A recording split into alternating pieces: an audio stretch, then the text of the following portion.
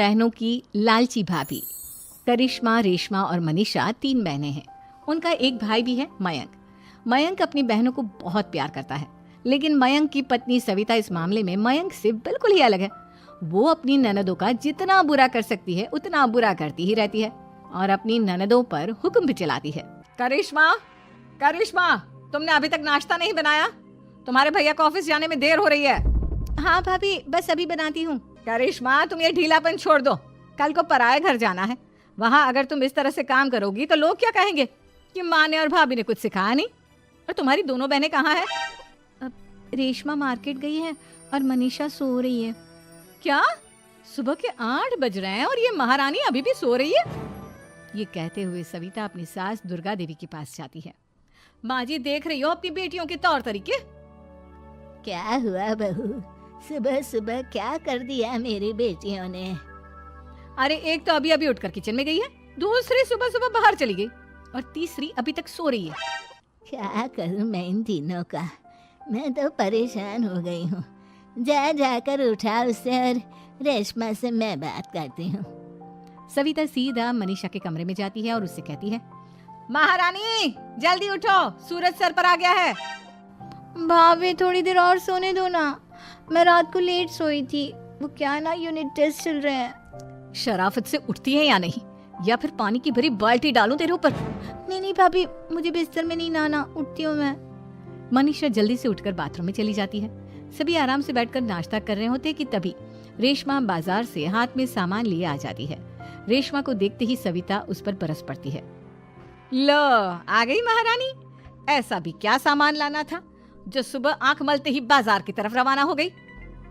भाभी, कल आप ही तो चीख रही थी कि घर का सारा सामान मुझे ही लाना पड़ता है, घर में किसी को भी किसी काम से कोई लेना देना नहीं है। अब मैं बाजार जाकर सामान ले आई तो आपको इस बात से भी तकलीफ हो रही है? देख रही हो माँ जी, अपनी बेटी की जुबान कैंची से भी तेज चलती है। और मयंक, आप तो कुछ कहेंगे नहीं अपनी लाडली बहन को? रेशमा, अपनी भाभी से ऐसे बात नहीं करते। चलो माफी मांगो। भैया, मैं क्यों माफी मांगू? आप भाभी से बोलिए ना कि हम पर कम हुक्म चलाया करे। हम इस घर की बेटियां हैं और आपकी पत्नी की ननद है, नौकरानी नहीं। लो कर लो बात, इनकी भलाई के लिए कुछ भी बोलो तो इन्हें बुरा लग जाता है। इस घर में यही इज्जत है मेरी। देख लो माँ जी, आपकी बेटी किस लहजे में मुझसे बात कर रही है। सविता वहां से चली जाती है। मयंक को बहुत गुस्सा आता है, वो भी वहां से चला जाता है।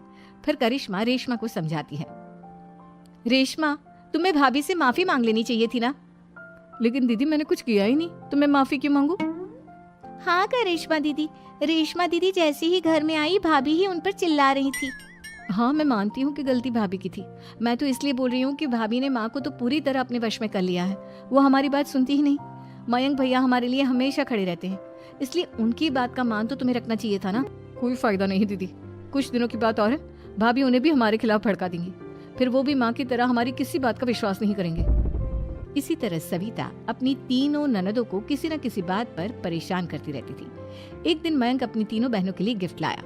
करिश्मा, ये तुम्हारे लिए हार का सेट। रेशमा, तुम्हारे लिए सुंदर सी ड्रेस। और मनीषा, तुम्हें किताबें पसंद है ना, तुम्हारे लिए किताबें लाया हूँ। थैंक यू भैया। थैंक यू भैया। थैंक यू भैया।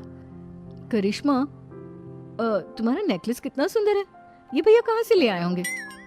मैंने भैया को 3 दिन पहले फोन पर ये डिजाइन दिखाया था और आज भैया ये ले आए। सविता तो अपनी ननदों के गिफ्ट्स देखकर जल गई और करिश्मा का नेकलेस तो उसे भी बहुत पसंद आया था। अपनी बहनों के लिए कितना अच्छा नेकलेस लेकर आए हैं, मुझे कभी कोई गिफ्ट नहीं दिया। मैं आज ही ये हार चुरा लूंगी। रात में सविता करिश्मा का हार चुरा लेती है और इसी तरह उसे अपनी ननदों की जो भी चीज अच्छी लगती वो उसे मांगती नहीं, बल्कि रात के अंधेरे में चुरा लेती। इसी तरह दिन बीतते गए और सविता ने मयंक के दिल में भी उसकी बहनों के लिए नफरत पैदा कर दी। एक दिन मयंक ने करिश्मा और रेशमा के लिए रिश्ता देखा और ये बात उसने घर में सबको बताई।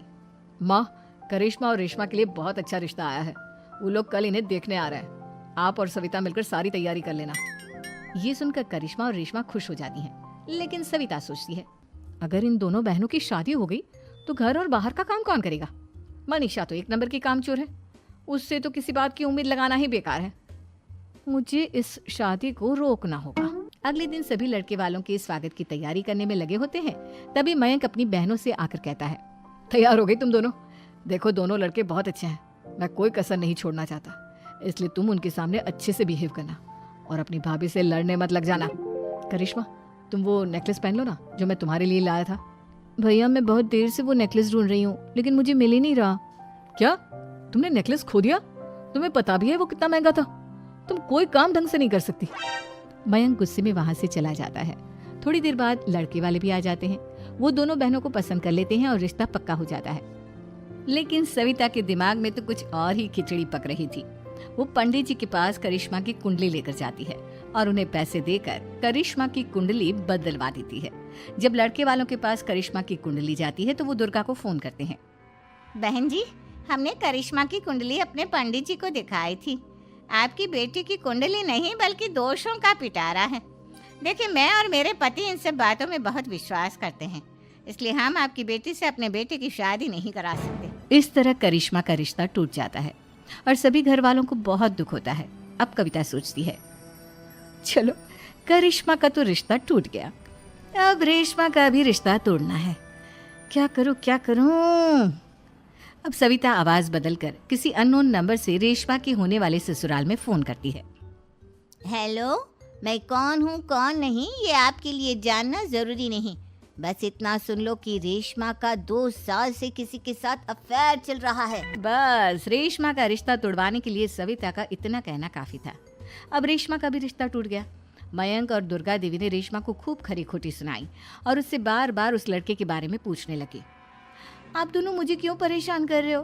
अरे कोई लड़का होगा मेरी लाइफ में तो मैं बताऊंगी ना। जब कोई है ही नहीं तो कहाँ से लाऊं मैं कोई लड़का? तो तेरे होने वाले ससुराल वालों को फोन किसने किया था? माँ मैं नहीं जानती किसने फोन किया था, मैं सच कह रही हूँ। मैं तो पहले ही कह रही थी इसकी लगाम खींच कर रखो, लेकिन मेरी सुनता ही कौन है।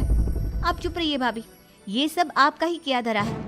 अब तीनों बहनों को विश्वास हो जाता है कि ये सब उनकी भाभी ही कर रही है। तीनों बहनें अपनी भाभी को सबक सिखाने के लिए एक वकील कर लेती है और घर में हिस्सा मांगना। देखो भैया, माँ बाप की जायदाद में जितना बेटों का हक होता है उतना ही बेटियों का, इसलिए इस घर के 4 हिस्से होंगे और हमें अपना हिस्सा चाहिए। मैंने तुम्हारे लिए क्या क्या नहीं किया और तुम इस घर में हिस्सा मांग रही हो? भैया, आप और माँ हम बहनों की कोई बात नहीं सुनते हो और भाभी हमारी शादी नहीं होने देगी क्योंकि उन्हें लगता है कि आप हमारी शादी में ज्यादा पैसा लगाओगे और उन्हें हम जैसी फ्री की नौकरानी कहाँ मिलेगी।